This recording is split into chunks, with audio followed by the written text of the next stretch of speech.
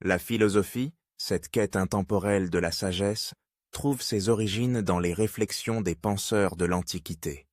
Elle émerge dans le berceau des civilisations, en particulier en Grèce, où des figures emblématiques comme Socrate, Platon et Aristote posent les fondations d'une discipline qui interroge le sens de la vie, la nature de l'existence et les principes éthiques qui régissent nos actions.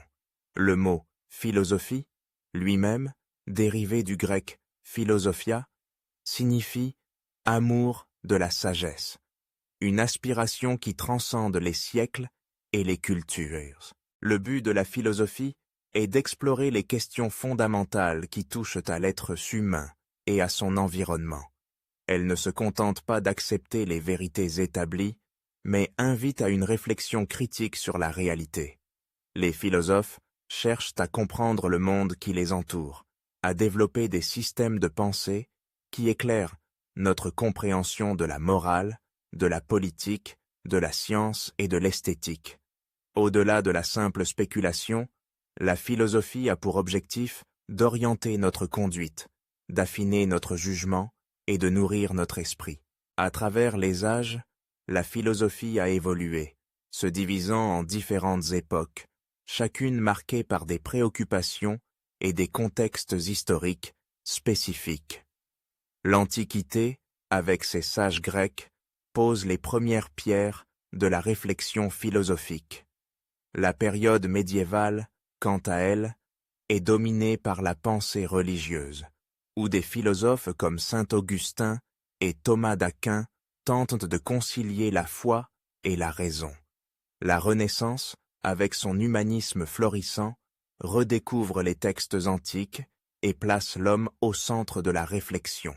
Ce mouvement est suivi par les Lumières, où des penseurs comme Rousseau, Voltaire et Kant défendent la raison, la liberté et les droits de l'homme, ouvrant ainsi la voie à la modernité. La philosophie moderne se distingue par l'émergence de courants variés qui répondent aux défis de leur temps.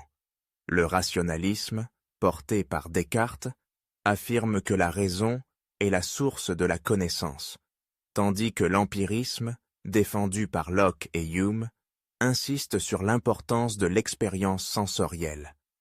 Au XIXe siècle, le mouvement idéaliste, avec Hegel, propose une vision dialectique de l'histoire, tandis que le matérialisme, incarné par Marx, remet en question les structures sociales et économiques. Parallèlement, la phénoménologie de Husserl et l'existentialisme de Sartre explorent la subjectivité et la condition humaine. Chaque courant philosophique est le reflet d'une époque, d'une culture et d'un contexte social. Le stoïcisme, par exemple, prône l'acceptation des événements et la maîtrise de soi, des idées qui trouvent un écho dans notre monde contemporain, souvent agité. Le nihilisme, quant à lui, remet en question la valeur des croyances et des normes établies, une réflexion qui peut sembler désespérante, mais qui ouvre aussi la voie à une recherche de sens personnel. Aujourd'hui, la philosophie continue d'évoluer, intégrant des préoccupations contemporaines telles que l'éthique environnementale, la bioéthique et les questions de justice sociale. Les penseurs contemporains, comme Judith Butler et Alain Badiou, abordent des thèmes liés à l'identité, au pouvoir et à la résistance. La philosophie ne se limite pas à des débats académiques. Elle est vivante, vibrante et engageante, offrant des outils pour naviguer dans les complexités du monde moderne. Ainsi, la philosophie, dans sa diversité et sa richesse, demeure une discipline essentielle.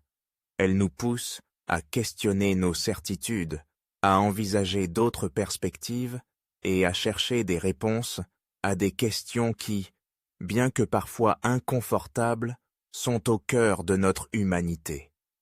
En fin de compte, la philosophie n'est pas seulement une quête de vérité, mais aussi un chemin vers une vie plus réfléchie et significative, une invitation à aimer la sagesse dans toutes ses formes.